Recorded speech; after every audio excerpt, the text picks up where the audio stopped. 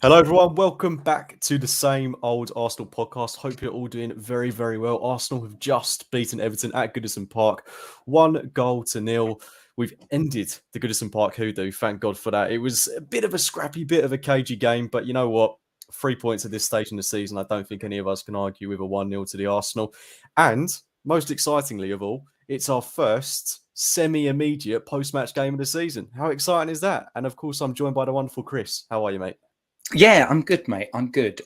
We were just talking on WhatsApp beforehand. I mean, like, should we just go live now? Go live now. And it's always good when you've got a win. Because I'll be honest with you, I think if we'd have lost that, if the Everton curse would have hit us again, I'd have probably been like, all right, let's go live at 6:45 and let's keep it for 35 minutes because let's just get in and out. I don't want to talk about it. But no, I'm quite happy to talk about it now. I have to say as well, even though we have got the win, it did kind of feel like one of those games you could see an Ashley Young 98th minute winner coming. It just felt like, particularly after the offside goal and the injury to Martinelli, it felt like, oh God, please, not again at Goodison Park. But like I said before, 3 points in these types of games where we don't notoriously do well. If we win next week against Spurs, obviously don't want to get ahead of ourselves, but we've actually started the season better than we did at this stage last season. So like I say, let's not get ahead of ourselves. But even though I think a lot of us feel that, I mean, we were just saying before we went on air, it's still a little bit clunky. It's not quite as potent as it was last season. Points are on the board. So straight out of the game, Chris, how are you feeling? I'm feeling, yeah, I think the curse, as I think Karen just said it in the chat. It feels the curse is lifted, and it almost feels like that's more important than anything else because let's be honest, it was really cheesing me off. I don't know about you, but at half time, before the game, I was like cheesed off because I'm like, this Everton team are rubbish. And at half time, I was like, this Everton team are rubbish. And even just before we scored, I was like, we're 2/3 into this game against an Everton team that are rubbish. How on earth are we not battering this side? But I guess we'll get into the nuts and bolts of that because ultimately low block football and Sean Dyche suffer ball, wasn't it? It was a bit, yeah. And I mean, let's start with the team lineup because I think that's the thing that drew the most talking points ahead of the game. First and foremost, before we get on to that little tweak in midfield, we saw David Raya get his first start in an Arsenal shirt. Didn't have much to do today. I thought he was absolutely flawless. Everything from his passing to his authority in the box in terms of catching the ball. Didn't put a foot wrong, as you would hope for in a game like this. But a bit of a strange omission not to start Aaron Ramsdale in this game, don't you think? Yeah, I mean, it was because I would have thought that personally, this was the sort of game where he'd keep it as it is, and then maybe use Raya for the Champions League game as a kind of alternating. But I don't know. Do you know what I think is interesting is that last season, Raya for Brentford is a long ball distribution merchant. And so I wonder if that was some of the thinking. We're going to have to go long ball at times, the way that Everton's set up. We're going to need to mix it up. So maybe he was thinking about that. But I think it's going to be more interesting to see what happens with the North London derby. We want to obviously talk about tonight's game, but I think it's going to be interesting to see what happens there because it feels like today Raya had not a lot to do and he didn't really have much to do other than just plucking the ball out of the air with some good crossing. Actually, he did a really good job of that, but it wasn't exactly like distribution was utterly essential today because we just were so ball dominant. And then I've got a feeling that hopefully against PSV, it will be similar. And that if it's Ramsdale and goal, he'll have not a lot to do. So is it going to be difficult to actually pick, okay, who becomes the number one for the North London derby? But I'm kind of projecting ahead and we should probably focus more on the Everton game. Well, I think it's an interesting point, even though we might be looking a little bit far ahead, because obviously we've got two of the league's best goalkeepers at Arsenal, which is a great position to be in, but obviously that poses a few challenges as well. But I think it wouldn't be surprising for me to see these two regularly rotated throughout the course of the season. So I don't think it's a given that Ramsdale starts the North London derby. Equally, I don't think it's a given that Ramsdale starts the North London derby. And I think where we have periods like this where we've got 3 games in the space of a week, I don't think it's uncommon for maybe Ramsdale to start on the Sunday, Raya to play on the Wednesday, and vice versa. So I think it's really healthy competition, and it certainly doesn't drop the level of the squad. And I think, given that we've got such high-profile fixtures coming up, and you would hope the minutes are going to be shared between the two. I mean, it's similar to the Nketiah and Jesus debate, because they're in obviously a very different area of the pitch, and they're more likely to get minutes off the bench and so on. But where we've got these games, I mean, Ramsdale, surely he'll be chomping at the bit to play that Champions League game. I mean, he'll have wanted to have started that game, irrespective of whether he played or not today. So I think they both recognise that there's two very good keepers at the club, and I just hope the minutes get shared. But it's a good position to be in. I think definitely a good position to be in. But let's talk about the other tweak that we saw today. Fabio Vieira, for me, definitely warranted his place in the starting 11. I wasn't sure if it was necessarily the appropriate fixture for him, given the physicality of this Everton side, where they've got Doucouré, they've got Idrissa Gana Gueye, and they can quite easily overrun you in midfield with their physicality and their tackling, has to be said. But I thought he really held his own today. I think he was very unfortunate not to get an assist for the Martinelli offside goal. But I don't know about you, Chris, but I thought he actually held his own out there today. Yeah, I thought we had a decent game. We started off a bit. I'd like to get into this in a minute, if that's all right. But the whole pace of our play was quite slow, and so for the first sort of 30 minutes or so, it didn't feel like we were getting many of the forwards on the ball, and that's where you want Vieira to actually, operate. I mean, he had a chance really, really early on, didn't he? Within the first couple of minutes, and I feel like that sort of floated over. It was a bit, that was unlucky. But again, I'm sure we'll get to the offside goal, but he had a hand in that. So you can't say this wasn't the type of Vieira performance from last season, that towards the end of last season, where he just didn't feel like he was making an impact. I felt like he was popping up. He was keeping the ball, like the whole team, that we just kept the ball. We kept recycling it. And he created a fair few chances. Yeah, and I think it's fair to say that he was involved, which, like you say, in this sort of fixture this time last year, I think he might have struggled in. I think it's worth noting as well that this was at a similar time of year to when he got his goal against Brentford away. So, he can do it. He absolutely can do it. But I think obviously the physical aspects of the game last season was such a huge problem. And he's still a very slender guy. But he did seem to hold his own in that midfield. And that's what, I think shows a lot more promise. And I think I would probably start him in that game against PSV on a Wednesday night. I just want to keep some momentum going with him, because I still think he's playing well. He's creating opportunities. His weight of pass is absolutely fantastic. And, whilst Havertz isn't, tearing up any trees at the minute, that left 8 role is there for anyone. And I think I actually saw a lot from Trossard today when he was playing quite deep to suggest that maybe he could play in that role. I thought up until his goal he wasn't the best, but I still think we'll get onto that as well. But I mean, let's talk about something that I think we both agree on. In the build up to the goal, the offside goal, that is, we had a lot of the ball. I do think we played well, but what has been a problem for us this season is that I don't think we're creating enough clear-cut opportunities. Whereas last season, I remember we'd go away from home and it would be chance after chance after chance after shot on target, and our XG was really high. I feel like we're very ball dominant. Sometimes the player's a little bit languid. We're just not posing quite enough of a threat. I'm not sure if that's down to the system, if it's down to us just not quite hitting our stride yet. What do you put it down to, Chris? I think Arteta wants to have complete control of the football. I think the football that we've had so far this season, so we played Forest, who just wanted to low block us and hit us on the counter. We played Palace, who wanted to do pretty much the same thing. We played Fulham, who pretty much, the Fulham game was a weird one because they scored that free goal so early. And then because they were 1-0 up so early, they just sat back. It was the same sort of thing. And it was exactly the same today. Like, we had 74.4% possession. This is Sky Sports stats. I know sometimes with the different stats, they vary, compared to Everton's 25. And we had 13 shots on goal. Now, I know, but I feel like this links to the chat that we're having now, because if a team has 3/4 of the football, when I normally see a possession stat like that, and I'm probably completely wayward here, you normally expect it's that sort of game where a team wins 5-0 and they've had 25 shots on goal and it's just peppered. But the fact that it was so tight, the fact that we only had 13 attempts in the entire game and only 4 of them were on target, 3 of them off target and 6 blocks, it said. I don't know. It just feels to me like this was one of those Arteta games where he's like, guys, we have to just control every aspect of the football. I don't want them to have any sniff of a chance. And in the cold light of the 1-0 victory, I'm kind of looking at that game and thinking, we basically we gave them nothing. We really gave them nothing. Like, we didn't create loads, but it felt very much an Arteta. You know, when he talked about the 600,000 passes to kill a game off type thing, it almost felt like we did that, but from the start, instead of being 3-0 up after 30 minutes. Yeah, and I think the saving grace with that is towards the end of the game, I didn't feel nervous.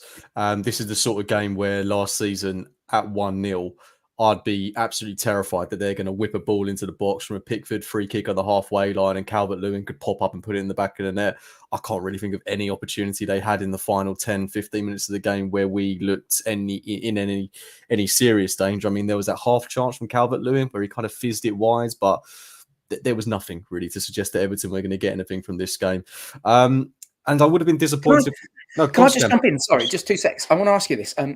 What was your view? I'm thinking the lineup stuff. What was your view on Eddie starting up top? And the reason I asked that question is because of the stats that we've just talked about, because of the way that we've talked about how it doesn't seem to be clicking and stuff, and because of the game that we all knew this would be, I kind of, and this is nothing, it's Eddie because he's been in form, I kind of felt like this was a Gabriel Jesus game because he's going to want the ball more rather than running in behind as opposed to a low block team.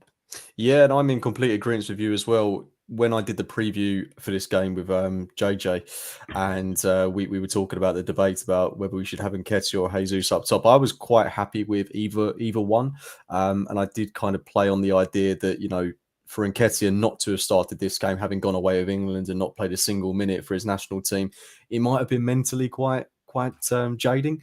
So you know, I was happy with him starting. I didn't have any real issue with it. But when you look at the actual team lineup and the way we set up to play, if you want someone to hold up the ball and bring other players into the game, and you saw it the moment Jesus came on, it's exactly what he does. You know, he gets himself about, he makes sure he's having touches on the ball, whereas Eddie was waiting for the opportunity to come to him. Don't get me wrong, you can't fault his lack of work rate or his lack of effort, but he just, yeah, probably wasn't the right profile for this type of game. I think at half time, he was one of the players with the fewest touches, if not the fewest on the pitch. But, you know, there's going to be moments, Freddie, and I think he will probably start again on Wednesday night potentially. But, you know, I still think he's playing a lot better than he did last season. But again, like we have across the board now, we've got so many options. But maybe we'd have scored a little bit more early if we did have Jesus on the pitch. I don't know. How do you feel about it?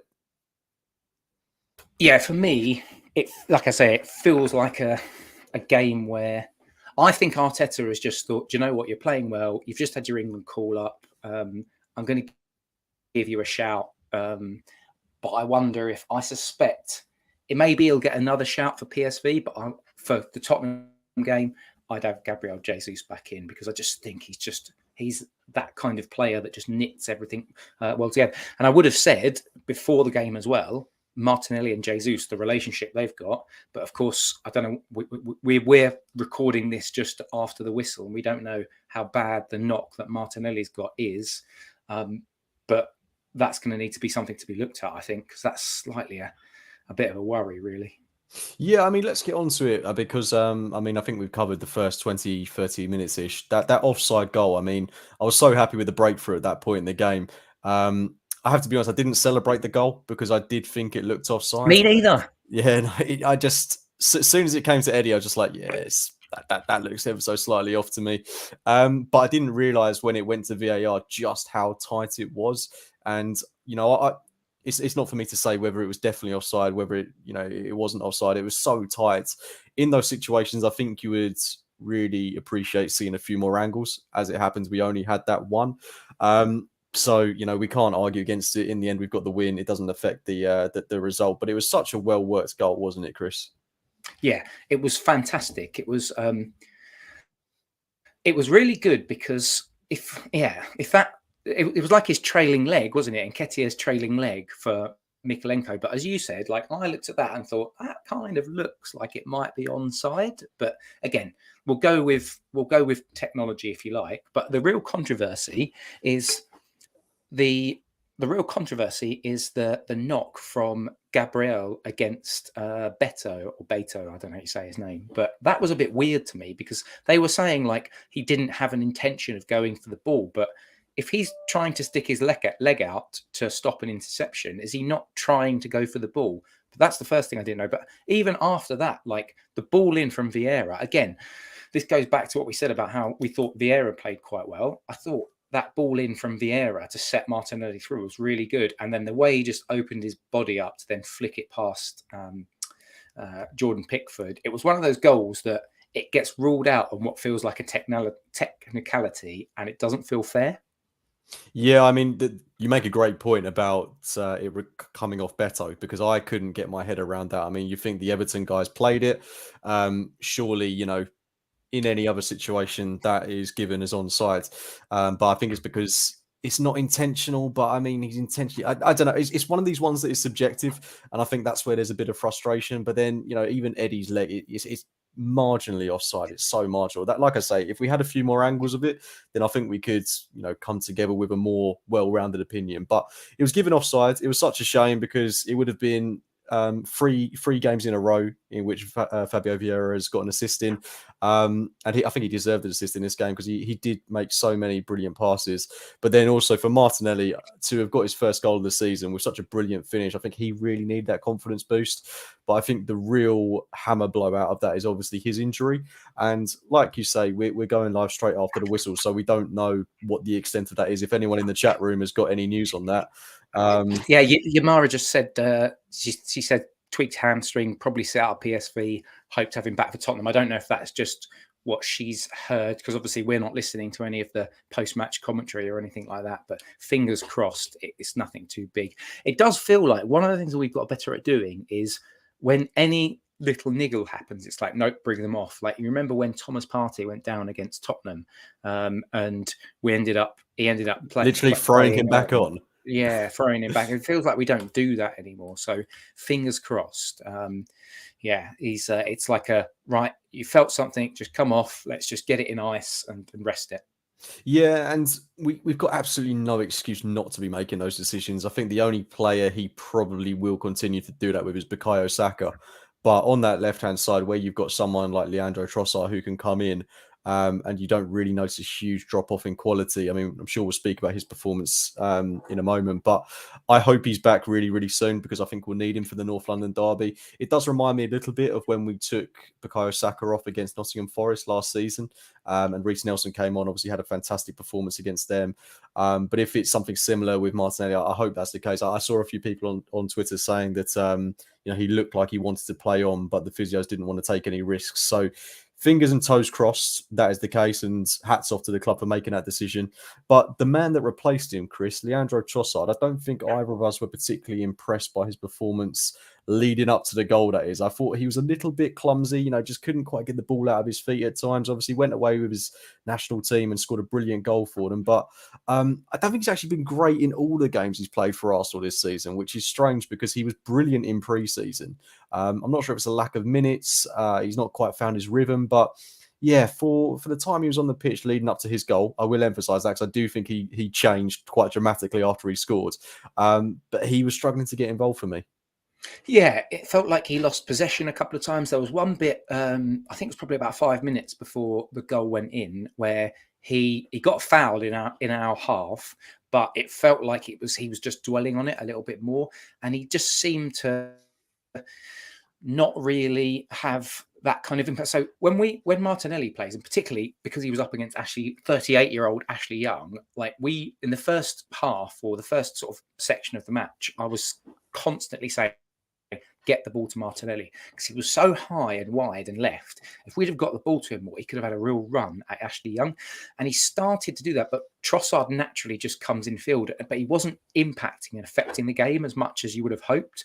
So that's a real sort of disappointment, because when he came in last season, he was brilliant when he arrived for us and like made an instant impact. But it just feels like he's sort of playing within himself a little bit. But I'm saying that, but the man ultimately made a difference in this game and has won us the game with, frankly, what was a superb bit of football. And Sky Sports talked about, it was really weird. They were talking so much about how long Arsenal took on corners for some bizarre reason, as if like some sort of, 3D chess expert kind of tactic. But I think it was more that they were just waiting to see how Everton were set and then making their decision on what tactical player they were going to set up. I don't think it was like, let's see how long we can wait until one of us gets a yellow card because we're taking too long on corners, because there was no real incentive to time waste. So it was weird that Sky Sports made that, but the whole setup was just brilliant. And then actually his finish,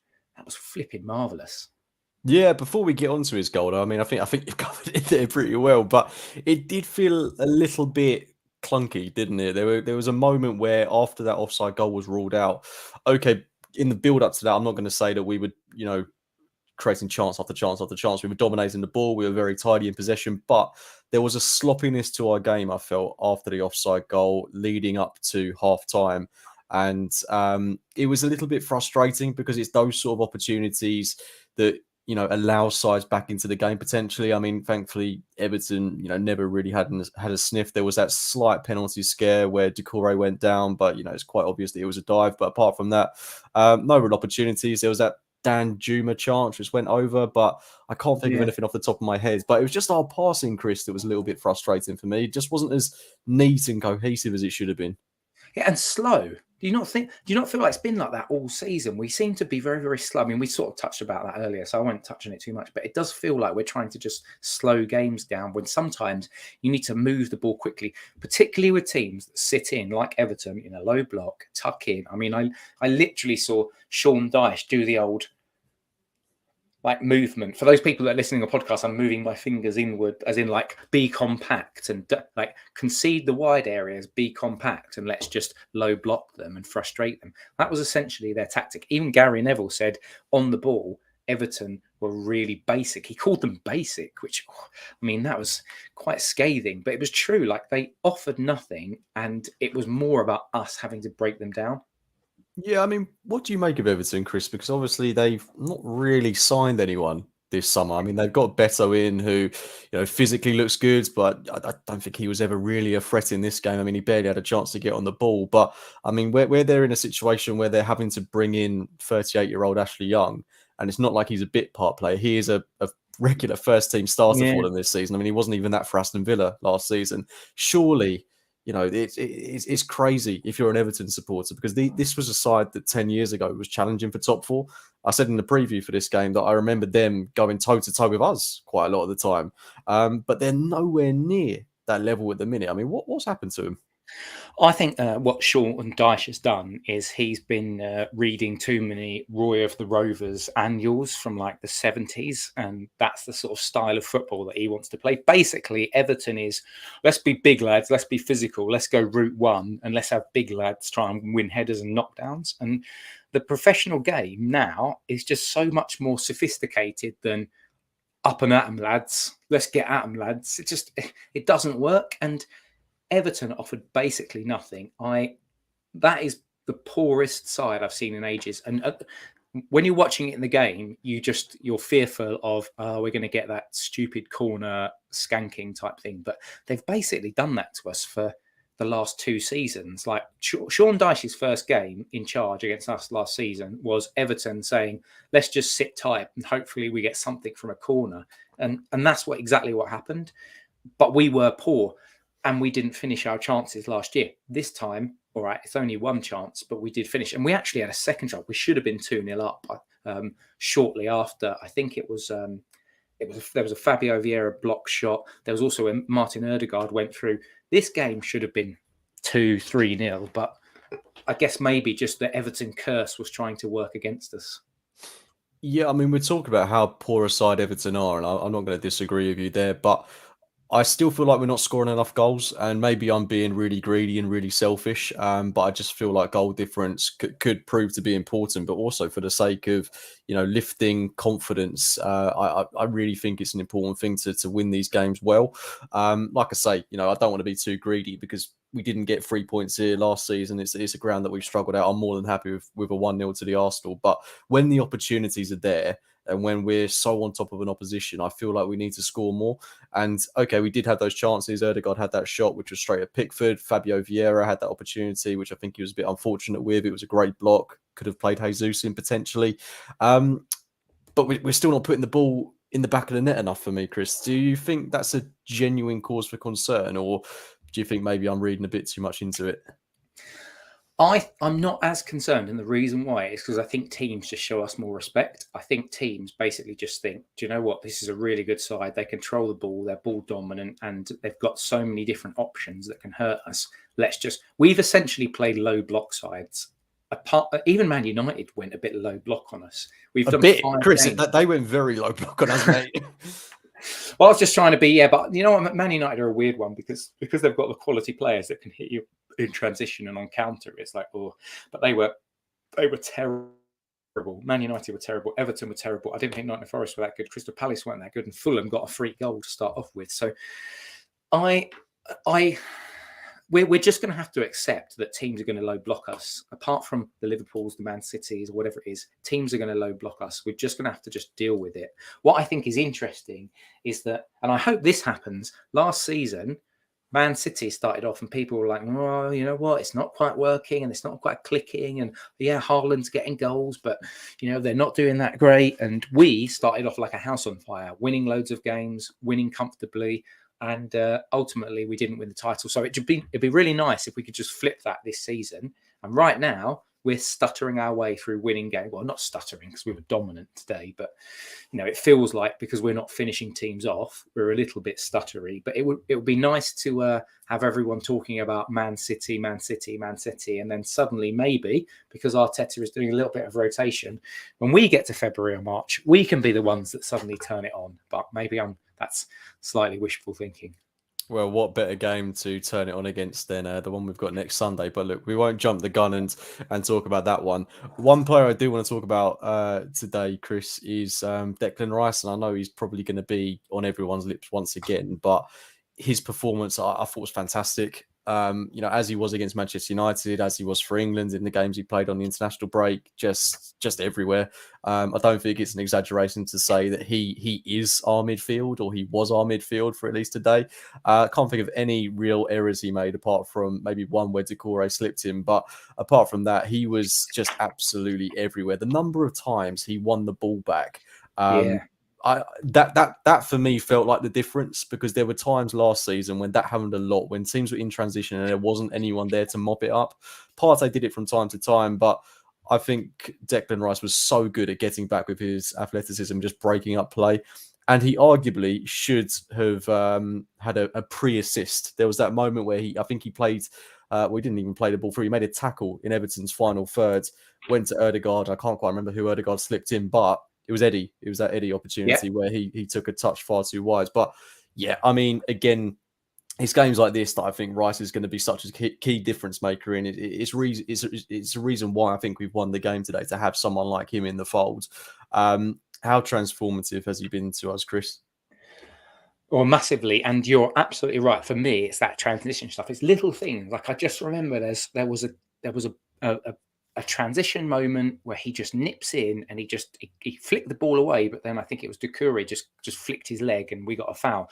It was really interesting that because he's so quick with his recoveries.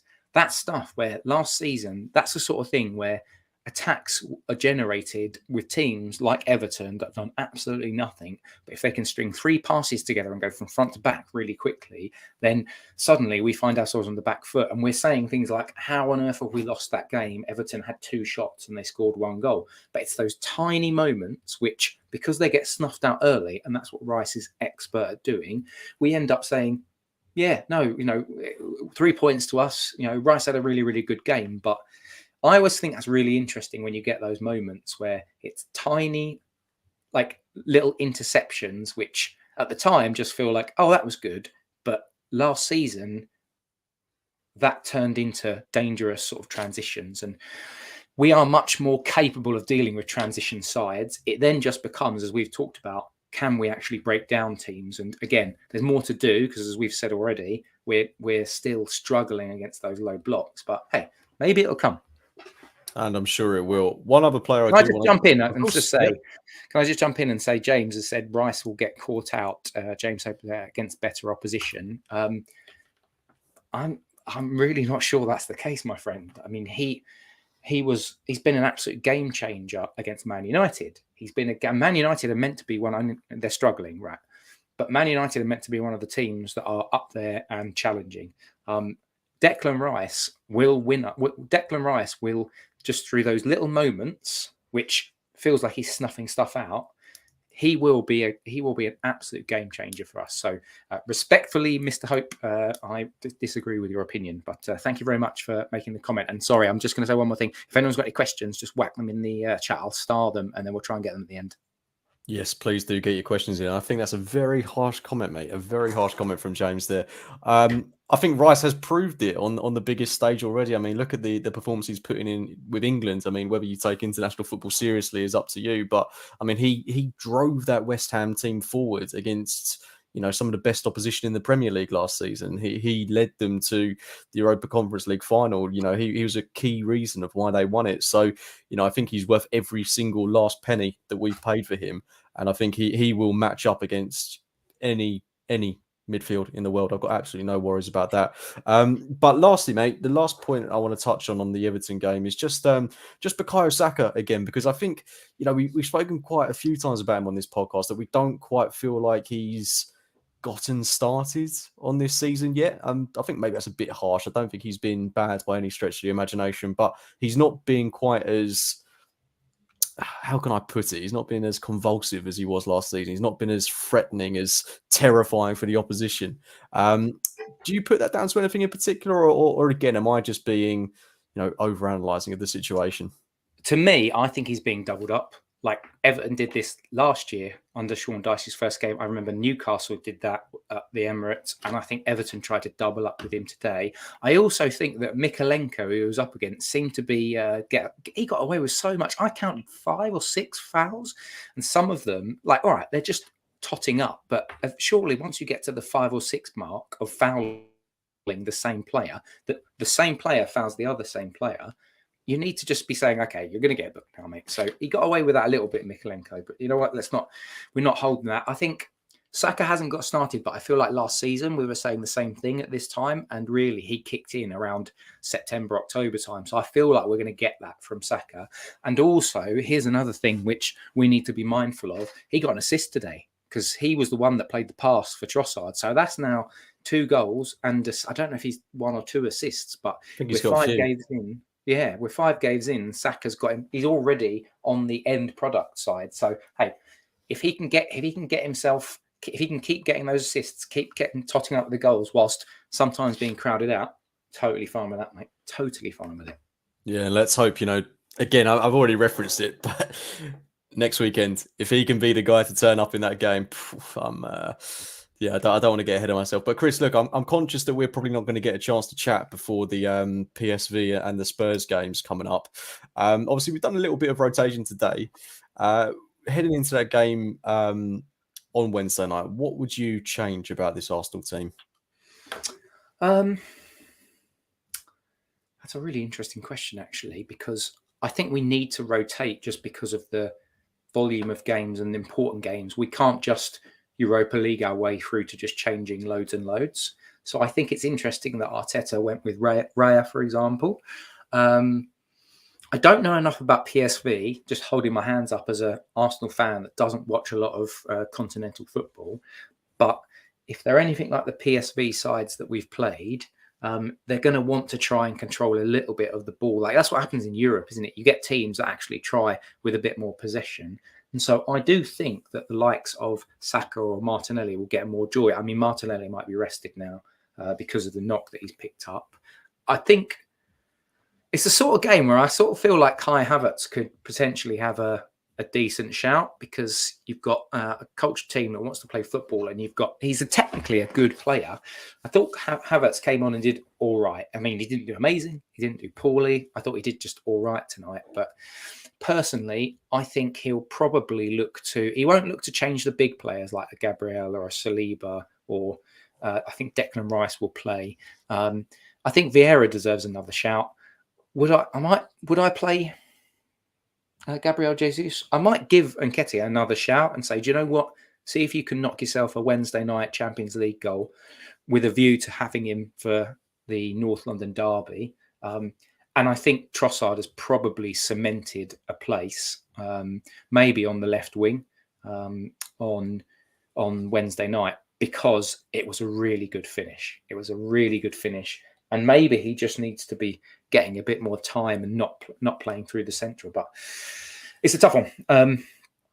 I think there does need to be rotation. I think probably Trossard is one of them, which is probably just forced because of Martinelli. And I think you give Nketiah a go. Here's a question to you. Would you rest or rotate Saka?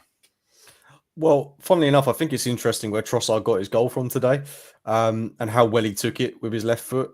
I really think there's scope for him to potentially play on that right-hand side. Yeah, I would rest Saka for this game because I do think we've got more than ample opportunity to rest him.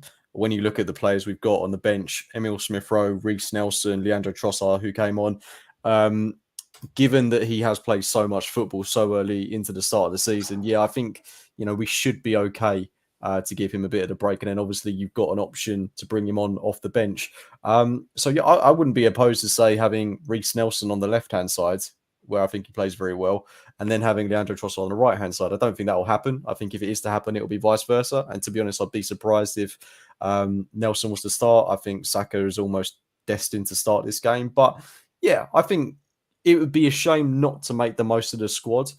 But at the same time, I don't want us to make too many changes and fall into the trap of making so many that it disrupts the flow of the squad.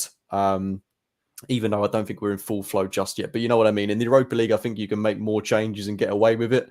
In the Champions League, I think you can maybe make 3 at the most before, you run into problems. But, you look at our group and it is something of a Europa League sort of group. Yeah. So, maybe we can. But look, I'm not going to touch on the PSV game too much because I've got our preview coming out. You don't want to destroy all your hashtag content for no, I don't. On Tuesday or Monday night?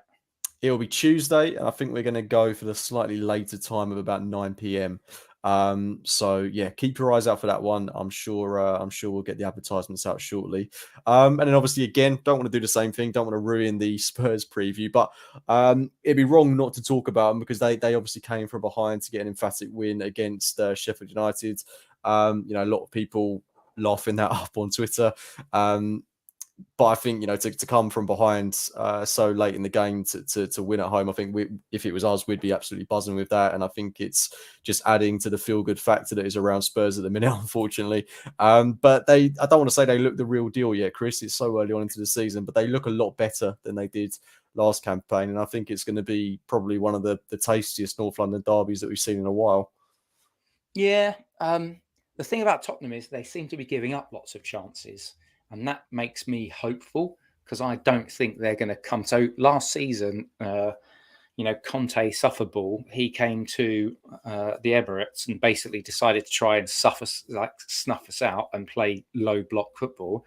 It doesn't seem like Postecoglou can actually do that. So if that's the case, I'm hoping there's going to be lots of opportunities and chances, and every single one of those Arsenal players is going to be 1,000,000% up for it. So I'm hopeful and expectant over the way that we're playing. And also, let's bear in mind, we've had 4 wins and a draw, much like them, but we've battered pretty much every opponent that we've come across. I mean, the only reason why the Palace game was difficult was because we had a man wrongly sent off because of a terrible bit of refereeing. I think in that game, if we stay 11 versus 11, we win. I think the Fulham game was just a bit of a weird freak sort of situation because we battered Fulham and there were just 2 instances where we just had a bit of brain farts. Now that can happen, and that may happen next week in the North London derby. But personally, I'm quite excited going into it. I've got a question I do want to just touch on from the Everton game though. Player of the match for Arsenal. Player of the match. Oh, that is a tough one. I hate to say it and I hate to be boring. I think it's got to be Declan Rice for me. But I also thought Ben White was very good again. I thought Saliba was really good. I thought Zinchenko was excellent. But for all rounds and the way he influenced the game, it's got to be Declan Rice for me. That's an interesting one. I liked Ben White's performance. What I think I don't think he did. He did more in the second half, but he didn't do as much in the first half. What I was hoping to see more of was him overlapping Bukayo Saka, because Everton tried to double up with Dwight McNeil and Mikalenko. They tried to double up. And so in my head, I was like, just get Ben White constantly on the overlap, because they can't double up if you're overlapping. And I think maybe we'd have got more out of Bukayo Saka. I mean, again, we're talking about Bukayo Saka that's still, he's been doubled up on, he's been kicked about a bit, and he's also delivered an assist. So a Bukayo Saka performance where we're saying, oh, he hasn't quite clicked, is still a guy doing 7 or 8 out of 10. So I'm not digging him out at all. But I thought that yeah, Declan Rice was good because of that winning the ball back, and I did like Ben White's performance. Just for the sake of being a little bit different, I'm going to say Ben White as my player of the match. Lovely stuff. Okay, mate. Have we got any questions? Yeah, let's go through a few questions. So we've got Wookie Cookie. Not related to you, is he? I don't know, with a name like that, I wish he was. What's your midfield 3 on Wednesday? We sort of touched on that with the rotation thing. What would you do? I would go Declan Rice at the base. I think you've got to keep Ødegaard in. And then it'd be the same as today, to be honest. Like, I know it's not that imaginative, but I still think you've got to keep Fabio Vieira in, because he played well again today. He's coming off the back of 2 assists in his past 2 sub appearances. So I want to keep that positivity going. And I don't think he'll start the North London derby. I think Havertz will be back in for that. So yeah, I would start Fabio Vieira. I would also look to bring Havertz on around the 60-ish minute mark, depending on how the game's going, because again, I think it's a great opportunity for him to get himself either a goal or an assist. So yeah, that'd be my 3. What about you? That would be my 3 as well. But what I would say is I don't think Arteta's going to do that. I think he's going to bring Havertz in. I think he'll do Havertz left 8. I think he'll do Ødegaard right, and then Rice at the base, because I just think that he's choosing to rotate a little bit on that base. So I just have this feeling that he's going to get Havertz into it. And kind of linked to that, we've had an Avon that said, how do you see us rotating for the 2 games coming up Wednesday to Sunday? So I guess not so much that midfield. Actually, well, I guess that's just a question that's open, really. So Wednesday and Sunday, what changes? I think defense is going to be the one that will be rotated the most. I think Ramsdale will come back in on Wednesday, and then I don't know. I think you'll see 2 changes in defense. I wouldn't be surprised if you saw maybe Tomiyasu or Kivior come in at left back. I reckon you'll still see Ben White and Gabriel in there.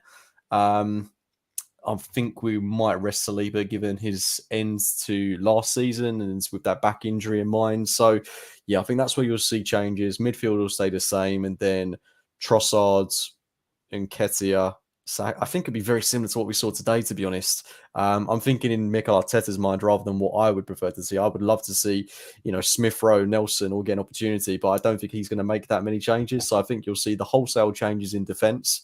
And then the rest of the team, I think, will be very, very similar to what we saw today. But if you're talking about risk-free changes, I don't really know. Like, I would love to see Nelson start. I don't think he will, but I would love to see it. I'd also love to see Smith Rowe start.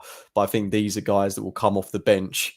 And then in later Champions League games, and that game against Brentford that we've got coming up in the Carabao Cup, I think that's where you'll see those guys start. Yeah. So on the this isn't a question from any of the people in the chat, but it's a question from me. Emile Smith Rowe, literally, if I'm right, I don't think he's had a minute of football yet. No, do you think he's toast? No.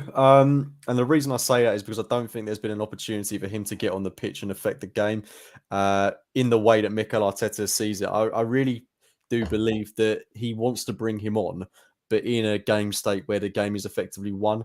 So where we're 3-0 up with 20 minutes left, that's when he would bring Smith Rowe on, and he would be like, okay, now I know what this guy's about. I can kind of see what he's doing to influence the game, etc., etc.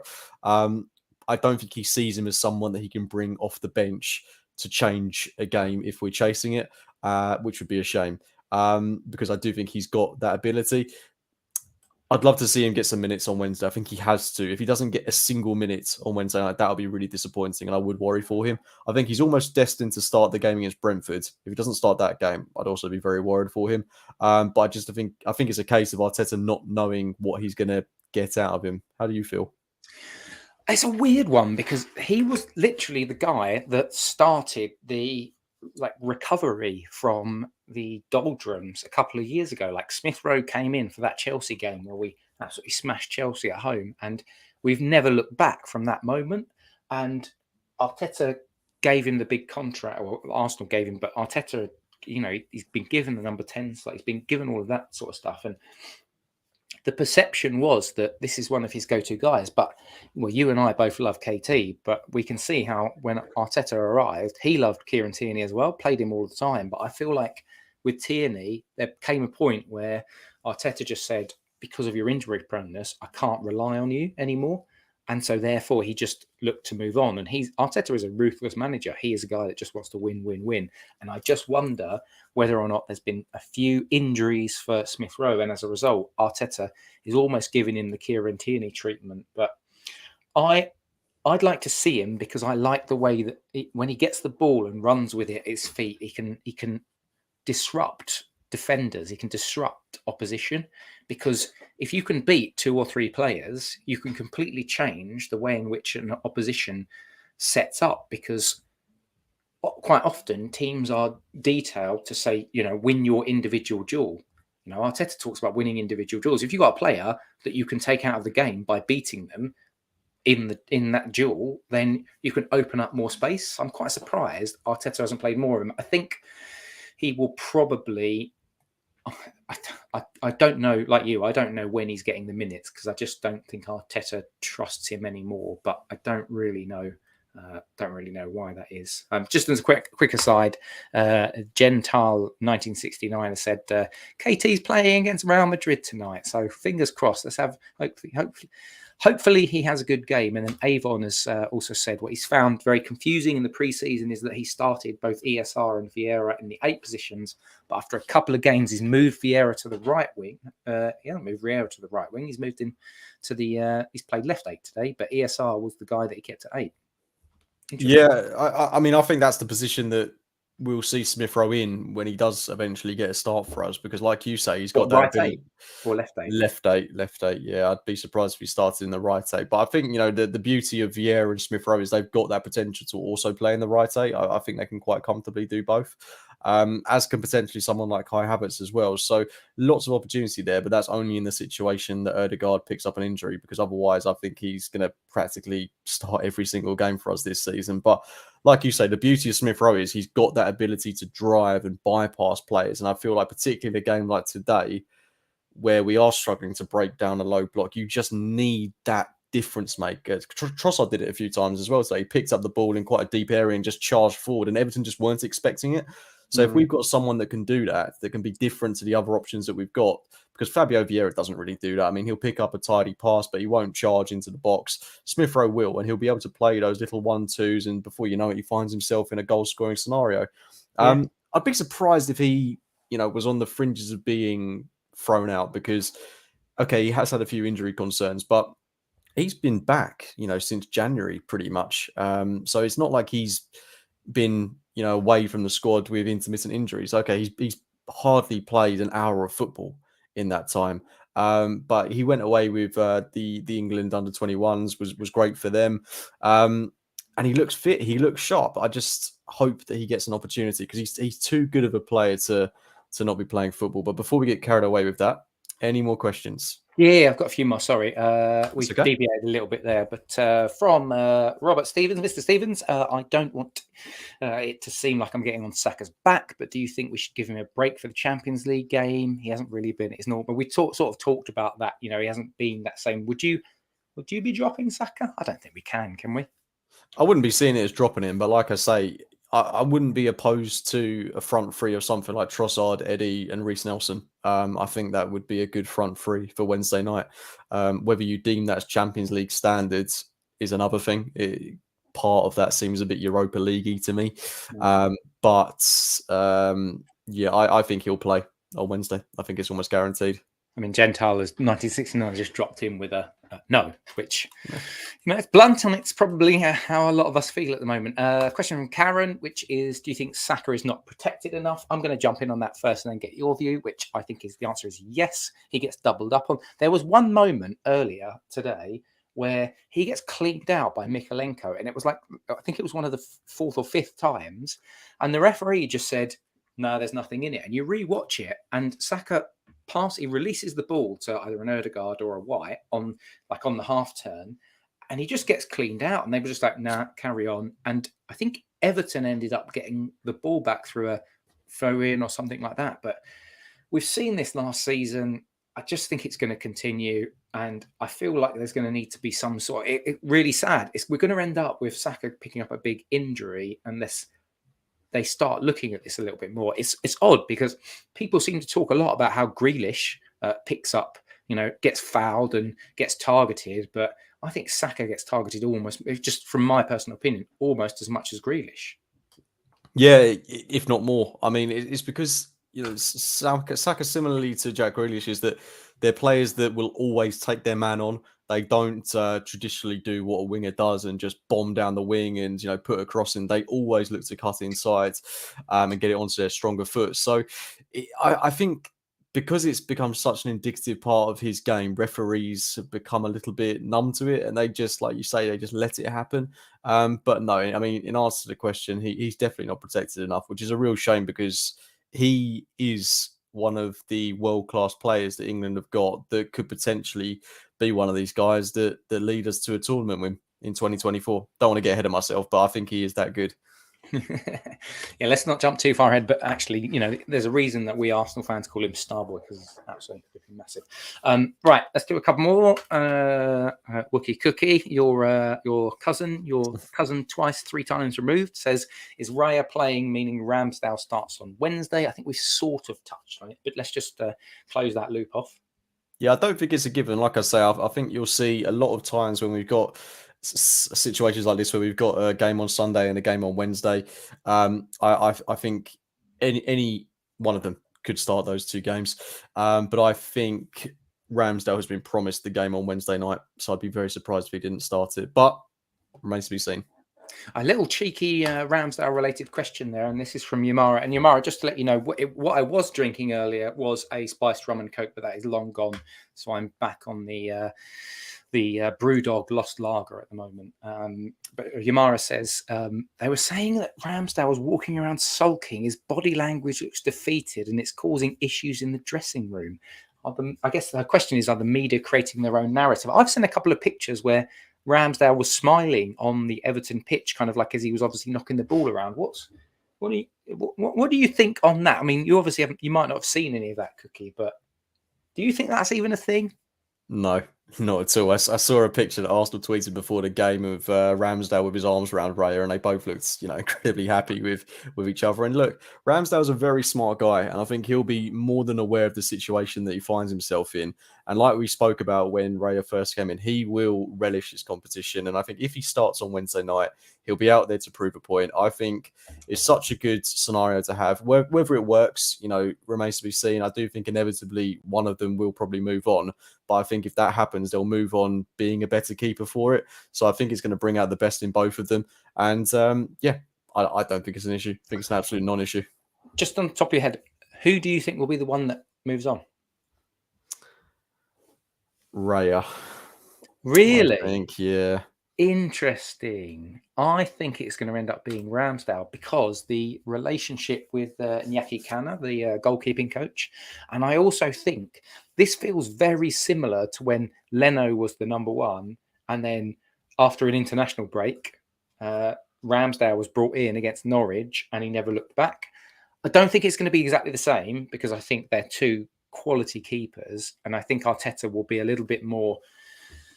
He'll be a little bit more, not forgiving, but he'll be more open to giving Ramsdale a lot more football than he was with Leno. But basically, after that, do you remember after that international break, it was like, Ramsdale, you're in. And then suddenly we're like, holy crap, this guy's got his good ball distribution. He's good for the dressing room. Let's have him in there. Yeah, the only reason I think he'll be Raya is that Ramsdale's that bit younger. And I think Raya would be more able to sell abroad. We obviously know that Bayern Munich were in for him. I'm pretty sure, teams from Spain would be in for him and we'd be able to get a pretty sizable transfer fee somewhere down the line. Whether that be, in 2-3 seasons, goalkeepers hold their value for a long time. But I just think Ramsdale's so perfect culturally for Arsenal, unless he drops some absolute howlers or doesn't improve from this point on, which I think he will. I think he will continue to get better. Then I yeah, I'd be surprised if he was the one that was to leave. If it Do you know what I happens. think? Do you know what I think is going to be interesting? Who starts for that North London derby? Because right now you could say like, oh, you're going to give Raya the start today because you want to give Ramsdale that Champions League experience because he's never had that before, and so it's a good opportunity for him to play in the Champions League. So Arteta's kind of rewarding him. But as soon as the team news comes out for that North London derby, I think there's going to be a lot of people making presumptions because if it's Raya that starts, people are going to say, right, well, clearly he's going to be the guy that plays more often. He's going to be the Premier League #1, and Ramsdale's going to do the Champions League and other fixtures. But I think, because do we play Brentford straight after that? Yeah. Yep. So what will happen is whoever starts against Tottenham, the Scum, whoever starts against the Scum people will be saying, well, that's the #1, and then whoever then doesn't start will inevitably become that guy that plays against Brentford, which will be seen as it's the Carabao Cup. So, that's the rotational option. Yeah, and I don't think it's as black and white as whoever starts the North London derby is the guy that's going to be playing every single minute of every single Premier League game. I think, like I said before, there's going to be scenarios where we have weeks like this where we've got a cluster of games in such a short time frame. And it could be that Raya starts 2 in a row, followed by Ramsdale starting 3 in a row, followed by Raya starting 1, followed by Ramsdale starting 2. It's going to be mix and match, and it might depend on your opposition. But I think the minutes are going to be quite equally shared between the two this season. I don't think it's a case of Ramsdale is fixed to the Premier League, Raya is fixed to the Champions League. I honestly do think he's going to rotate in this area a lot more than we might expect. But the good thing about that is, I don't think there's any noticeable drop off in quality, like at all. I think they're both on a level playing field. Yeah, certainly. Well, we got one more question, and then I think we'll leave these lovely people alone to enjoy the rest of their Sunday evenings. Not before our announcement, mate. Yes, sorry. Yes, don't forget that. I do apologise. There will be an announcement. That was really well timed and very professional of me. Yamara says, "Do we miss Partey?" I think you'll always miss Thomas Partey because he's such a good player. I think we could we have done with him for a game like today? Yeah, I think we could have. I still believe that our best midfield is Partey, Rice, Erdegaard, and I will die on that hill because I think Rice is so good at getting forwards. If you look at the opportunities that he created in Everton's final third today, just by being so high up the pitch, can you imagine if we've got Partey sitting at the base of midfield doing what he does best? Breaking up play, pinging the balls out to the likes of Zinchenko, Ben White, just sit there, do that. No reliance on him to get forwards. And then you've got Declan Rice in front of him doing exactly what he did today, but he doesn't have to worry about getting back all the time. Okay, he can do it. And in those bigger games against the best opposition in the world, he will have to do it. But I really do believe that we've got a monster that can play in that left 8 role. Whether we see it this season, I'm not so sure because he has been so good in the number 6 as well. So yeah, lots to ponder, lots to think about. But yeah, I do still think we will miss Thomas Partey just because he is such a good player. But I think, this injury that he's got, I wouldn't be surprised if we moved him on next summer just because it's just classic Thomas Partey, isn't it? I hate to say it, but he had a relatively injury-free campaign last term. But, right at the start of this one, he's picked up a 6-week injury, which is far from ideal. I think you're right. And I think I go back to, again, sorry for repeating myself, but he loved Kieran Tierney. And when he realised I need to move on from Kieran Tierney because he's too injury prone, that's exactly what he's done. And now Tierney's in Sociedad. Emile Smith-Rowe was a guy that he started playing that turned our fortunes around. They gave him a nice big contract. They gave him the number 10, but ultimately Smith-Rowe's had some injury problems and he now finds himself out of the team. And I think Arteta very much subscribes to the view that the best ability is availability, and Thomas Partey's availability, we have to say, since he's joined us, is in question. And I think next summer we're probably going to look for an opportunity to move him on and get somebody else in who has got a younger profile in their early 20s, can either be understudy to Rice in the 6, or that's just gut feel. Well, I mean, we've got work to do next summer, haven't we? Because obviously midfield was a priority this summer, but it will be again next summer because I reckon Partey will go. Then we've got El Neni. that I reckon will go. Then we've got Jorginho that I reckon will go. And either way, all three of those guys are over 30. So we've got to bring in another high-profile midfielder. The question for me just remains left 8. Like, is Rice eventually going to move into that left 8 role? Because I'm still not entirely convinced by the options we have at left 8. I'm really hoping Havertz can turn his fortunes around and be a fixture in that left 8 role. But right now, I just don't see it. And do I believe that Fabio Vieira can do it over the course of a season? I don't know. Do I think Smith Rowe can? I don't know. Whereas Xhaka was the mainstay last season and was so integral, just there was no question mark there. There wasn't really a question mark over anyone in the team, whereas that left 8 role is definitely a question mark. And that's why I think when Partey comes back, I do hope we shift to a midfield three of Partey, Rice, Erdegaard, because he obviously wants them to play together. We saw at the start of the season where he was shoehorning Partey in a right back. Now with Zinchenko back, I think maybe that's up for debate. I mean, we saw it in the Community Shield where he played the three of them. But yeah, it's going to be exciting when he comes back, and hopefully it's only a few weeks, like he said in his pre-match conference. But I realise we're at the hour mark, Chris, so shall we get into our announcement? Yes. Would you like me to call up the bits, or do you want to intro it first? Yeah, don't get it up just yet, mate. I'll cue you in.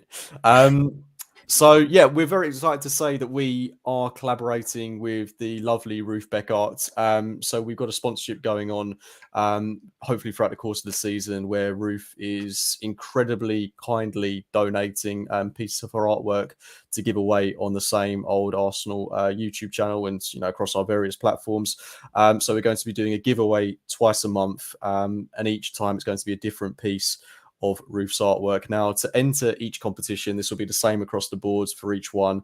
All you've got to do is enter via our email. So just title the subject header in block capitals, giveaway. We're going to leave it open until Friday at midday. And is there anything else I'm missing there? sameoldarsenal@gmail.com. That's our email. Subject header giveaway. If you leave your Twitter handle in there as well, so we can announce the winner on our Twitter, that'd be fantastic. And the piece we're giving away is this. That's just it's on the screen, but it's also in the background of me now. But it is a beautiful piece that Ruth's kindly donated, and I believe it comes framed as well. So I'm not sure what the retail value is, but it's priceless cookies. Priceless. It is priceless. It is priceless. But as you can see, it looks, look at that. That's gorgeous. Absolutely gorgeous.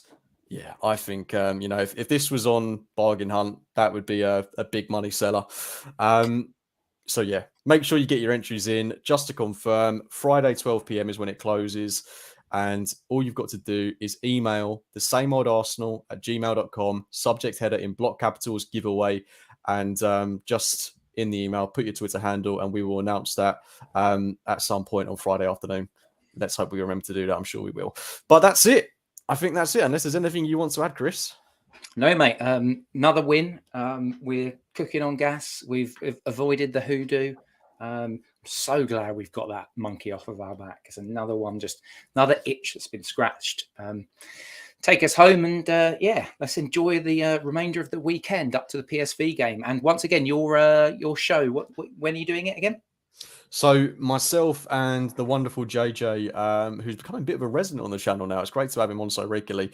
We will be going live Tuesday evening. Time is TBC, but I'm on a shoot that day, so I don't think it will be any earlier than about 9 o'clock. So I'm going to say 9 p.m. to be safe. Catch us previewing the game, and then we'll be doing a PSV review / Spurs preview on, I think, Thursday evening. So plenty of Arsenal content coming your way in the week. And then when are we going live after Spurs? Oh, we haven't even worked that one out yet. No, we haven't. We haven't. Look, we'll all be at the game. So we'll all be at the game shouting. And the challenge is that going live sort of when we all get back home, sort of an hour or an hour and a half later, is that particularly for the North London derby, all of us will probably just have no voice. We'll all just be sort of croaky, sort of raspy people. So I'm to be confirmed. Let's say Monday to be safe. Okay, well, thank you everybody for tuning into the podcast. As always, if you're listening on Spotify, Apple Music, whatever it may be, thank you for listening. And from myself and Chris, always Arsenal. Always Arsenal.